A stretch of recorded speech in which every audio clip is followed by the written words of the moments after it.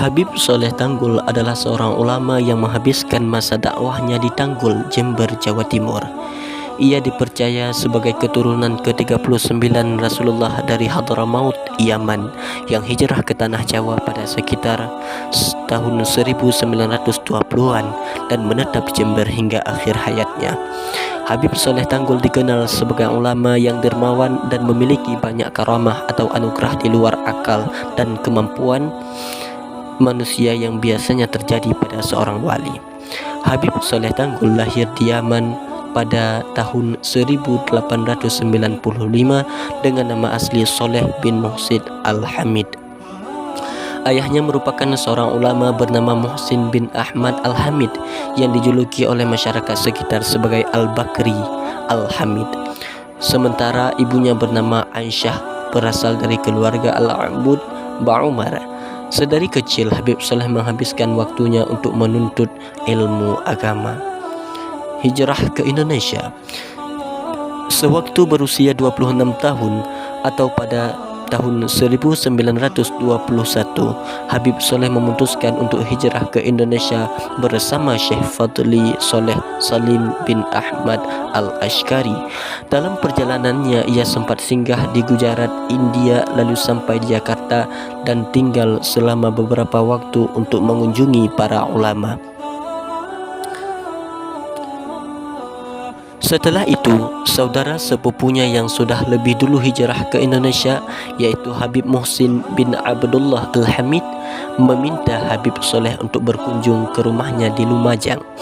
Selama di Lumajang, Habib Soleh menghabiskan waktunya untuk mempelajari bahasa dan budaya masyarakat setempat, khususnya bahasa Jawa. Selama 12 tahun, Habib Soleh berkeliling dari satu desa ke desa lainnya sebelum akhirnya memutuskan untuk tinggal di daerah Tanggul, Jember, Jawa Timur. Belum diketahui secara pasti alasan kepindahannya ke Jember, akan tetapi keluarganya meyakini bahwa Habib Soleh pindah ke sana atas petunjuk Allah Subhanahu wa taala. Di Jember, Habib Soleh melaksanakan khalwat atau menyepi untuk beribadah selama lebih dari 3 tahun.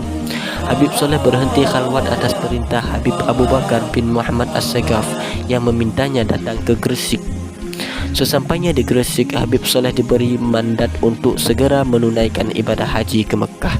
Sepulangnya dari berhaji, Habib Soleh mulai berdakwah dan mendirikan musalla di kediamannya. Beberapa tahun kemudian, ia mendapat hadiah berupa sebidang tanah dari pengusaha setempat bernama Haji Abdul Rashid. Habib Soleh membangun masjid di atas tanah tersebut yang dinamai Masjid Riyadhus Shalihin yang kemudian diwakafkan. Habib Soleh merupakan ulama dari kalangan Alawiyin atau keturunan Nabi Muhammad SAW yang dianugerahi karamah oleh Allah Subhanahu wa taala. Bahkan karamahnya tidak terhitung.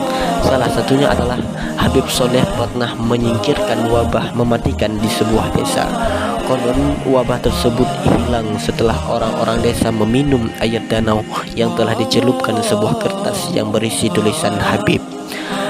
Habib Soleh Tanggul juga memiliki sumur karamat di Lumajang yang dipercaya dapat menyembuhkan segala penyakit. Selain itu, ada pula riwayat yang menyatakan bahwa Habib Soleh pernah bertemu dengan Nabi Khidir dalam wujud seorang pengemis. Sejak itu, kediaman Habib Soleh tidak pernah sepi dikunjungi oleh orang yang ingin bersilaturahmi dan meminta doa. Bahkan banyak tokoh di Indonesia dan dari beberapa negara yang tercatat pernah mengunjunginya.